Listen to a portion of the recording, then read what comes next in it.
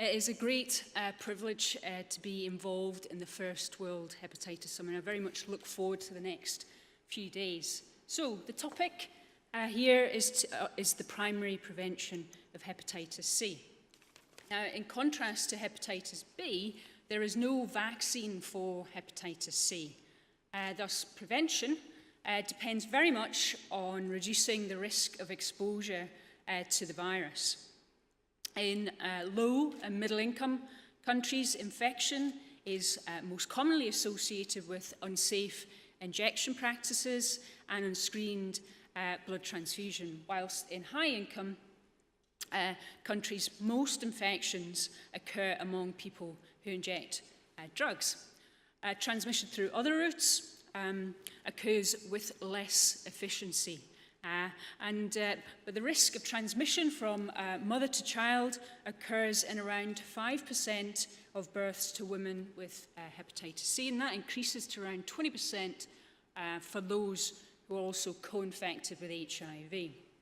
And sexual transmission, that is rare, but it is more common amongst individuals with HIV infection, and indeed several outbreaks have been reported among HIV-infected men who have sex with men. So transmission in healthcare settings and through injecting drug use account for the bulk of infection worldwide, and these routes I'll focus on during this presentation. So in many low middle-income countries, including some of the most populous nations in the world, infection has occurred through unsafe medical injections and other procedures. For example, in Egypt, as we heard already this morning, transmission has been attributed to the contaminated syringes used in nationwide schistosomiasis treatment campaigns from 1960 through into the 1980s. In high-income countries, prior to the introduction of routine screening for hepatitis C, following its discovery in 1989, transmission had also occurred through blood transfusion and receipt of blood products. And here in Scotland, a few thousand people were infected through this route. And we have had recently a public health inquiry into exactly that. More recently, reported outbreaks in the United States attributed to unsafe injection practices and inadequate infection control. These are typically few in number each year, but nevertheless, they do highlight that healthcare associated transmission is an issue that is not confined to resource-limited settings. And there are a number of WHO guidelines covering prevention of healthcare-associated transmission. These highlight that ensuring the availability of safe blood is a vital public health duty for every government. Over 100 million blood donations are collected worldwide each year. The demand for blood is also growing, while national blood supplies, particularly in developing countries, these are already rarely sufficient to meet the demand. During the past decade, though, more blood has been donated and more blood has been screened, so resulting in a safer blood supply. Strategies such as 100% voluntary unpaid donation, 100% quality assured testing have been successful in most developed countries and some transitional and developing nations as well.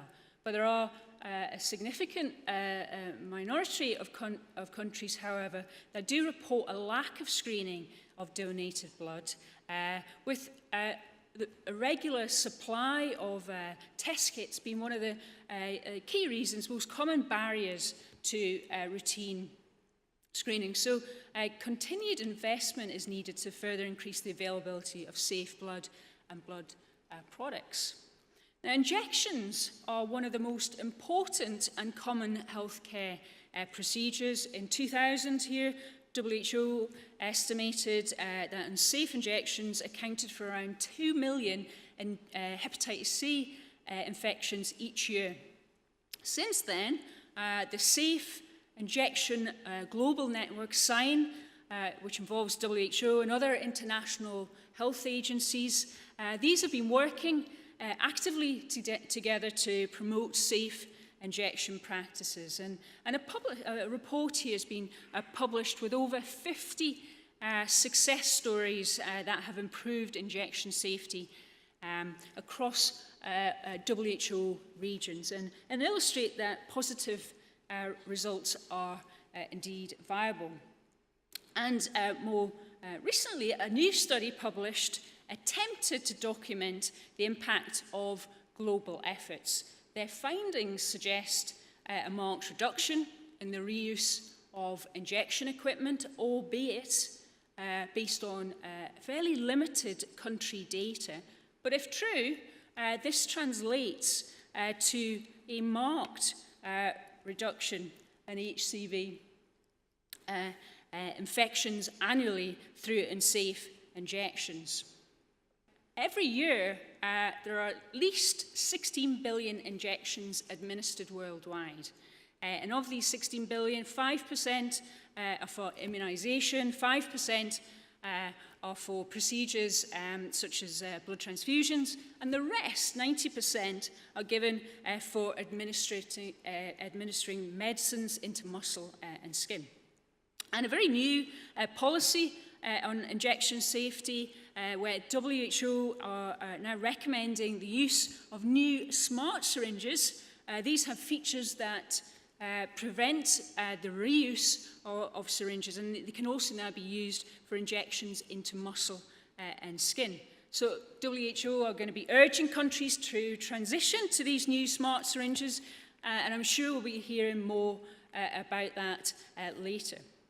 Now, to the other main route of transmission, PWID, people who inject drugs, represent the core of hepatitis C transmission in many settings, particularly high-income countries, but it's also increasing in low and middle-income countries. Worldwide, at least 60 million people are injecting drugs, and this relates to those who are currently injecting drugs. It doesn't relate to those who have ever injected drugs. That figure will certainly be several-fold greater. Of the 16 million, around 10 million are estimated to be infected with hepatitis C. That's over 60%, and indeed prevalences, as a previous speaker said, as high as 80% are not uncommon in this population. And based on what we know about rates of transmission in this population, I'd estimate around 1 to 2 million people injecting drugs will be acquiring infection each year worldwide. And there are a number of interventions listed here which have been shown to be effective in reducing injecting risk behaviour among PWID. Numerous studies demonstrate their effectiveness in terms of reducing injecting risk behaviour. Fewer studies have examined their effectiveness at preventing hepatitis C, though, which in many ways reflects how difficult it is to do studies looking at transmission. But there is, nevertheless, growing body of evidence which illustrates that provision of needle and syringes, NSP, and also opiate substitute therapy, OST, also prevent hepatitis C. Indeed, providing these interventions at high coverage and in combination is the most effective way to minimise transmission. As demonstrated here from a large study we undertook involving several thousand PWID from across the UK. Those in the high intervention coverage category, this group here, those are individuals who were both on opiate substitute therapy and also had high coverage of needle syringe provision. What I mean by that is that they were provided with sufficient needles and syringes for every injection. These individuals had an 80% reduced risk of acquiring hepatitis C compared to those in the low intervention category, who were not on OST and had low coverage of needles and syringes. And this study was published back in 2011, and other studies from different countries have gone on to show similar findings. Now, in light of this evidence, there are numerous guidelines and recommendations at national, country, European and global level which endorse and promote the provision of these harm reduction interventions to PWID. And these are just a few that I've selected. Yet, despite this evidence and the international guidelines, the coverage of these interventions worldwide is very low. A review found that NSP had been introduced in 82 countries and OST in only 70 countries. Globally, only 22 needles and syringes were provided per person who's injecting drugs per year. Now, if you consider that an individual might inject 400 times over the course of a year, then these data would suggest that only 5% of injections are covered with a sterile needle and syringe. Globally, less than 10% of PWID are on opiate substitute therapies. There are exceptions to these low levels, notably Australia and countries in Western Europe, which highlight that at least it is feasible to achieve higher coverage of these interventions. People detained in prisons and other closed settings are also at elevated risk of infection, and that's because a history of injecting drug use is common amongst this population.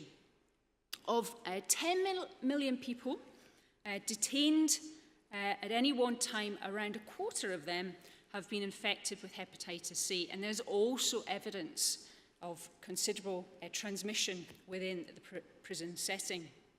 On the prevention front, there's evidence that harm reduction interventions, OST and NSP, delivered within prisons can reduce injecting risk behaviours. There's also no evidence to suggest that these programs have serious unintended consequences. For example, they do not appear to lead to increased drug injecting.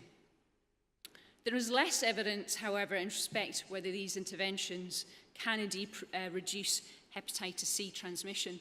But of particular note, a large national survey of prisoners was undertaken recently in Scotland. This found a low incidence of hep C infection transmission amongst prisoners with a history of injecting drugs. This low incidence was viewed to relate to the high coverage of OST, with almost 60% of prisoners with a history of injecting on methadone. So the global response to hepatitis C in prisons and closed settings has to date been limited and does warrant greater attention.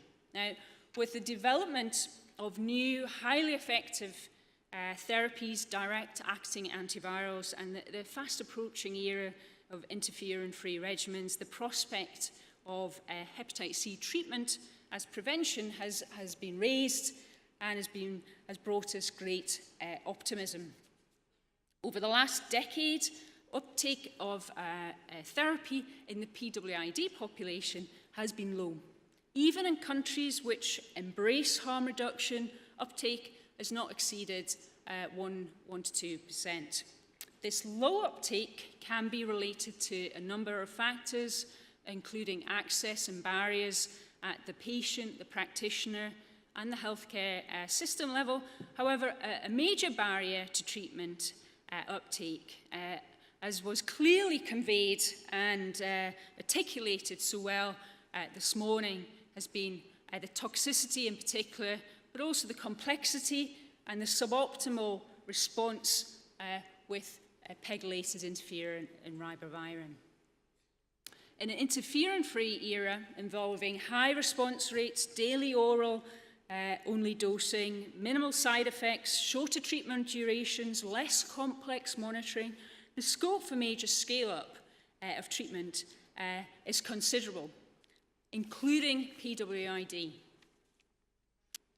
Now, treatment has the potential to not just eradicate the virus for an individual, but also prevent onward transmission to others in an at-risk population. Modelling work has illustrated the striking preventative impact of therapy, even despite the risk of reinfection post-treatment. With the new therapies, the modelling suggests that we can halve prevalence within 15 years with fairly modest scale-up of antiviral therapy. In low prevalence settings, like Edinburgh, here in Scotland, this amounts to a doubling in treatment rates involving treating 15 individuals for every 1,000 PWID. In higher prevalence settings like Melbourne and Vancouver, treatment would need to be scaled up even further, though, to the order of 40 to 80 cases, people treated per 1,000 PWID to halve that prevalence within 15 years. Now, these sort of treatment rates are well within reach if you consider that far higher uptake of opiate substitute therapy has actually been achieved in some PWID populations. Further modelling work we have published for Scotland illustrates that theoretically we could dramatically reduce the number of new hepatitis C infections among PWID. We already forecast reductions in the incidence of hepatitis C infection in Scotland with the current prevention programme, which involves relatively high coverage of harm reduction interventions and indeed some treatment to those who are actively injecting drugs. By scaling up treatment fivefold, we would expect to reduce incident infection to negligible levels here by 2025. So this modelling work illustrates that the WHO proposed target of reducing new chronic infections by 80% by 2030 is theoretically possible within this high-risk population. One of the major barriers to this, at least immediate and rapid scale-up of antiviral therapy in this population is the current high drug costs. So in summary, hepatitis C transmission can be reduced through blood and injection safety measures and through harm reduction programs targeted at people who inject drugs. There are interventions, these interventions are based on strong evidence and can be incorporated into existing strategies and plans. The development of new treatments with the cure rates of over 90% have the potential to change the course of the HCV pandemic.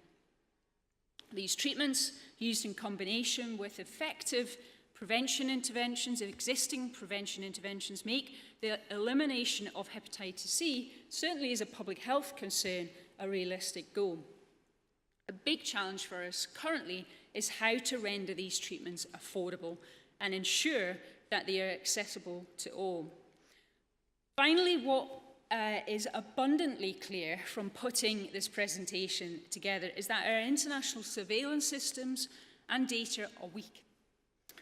Some of the key data that I've presented here are many years old, and so if we are to have a hope in understanding what progress we are making on WHO targets, we need countries to dramatically improve the way in which they are monitoring viral hepatitis. Thank you very much for your attention. I'm happy to take some questions.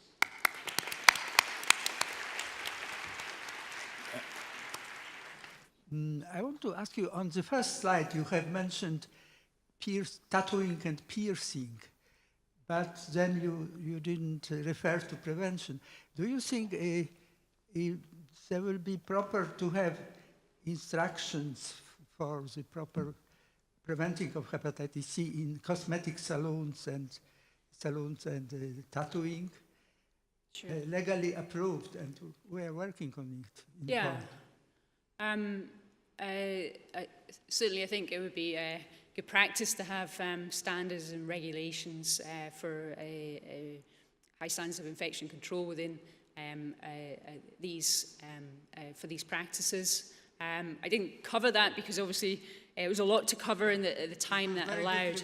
Very good review. But yeah, but nevertheless, these are still there's less data in relation to transmission occurring through these routes, but certainly it's theoretically plausible, and so we should promote good practice in that respect. Thank you very much.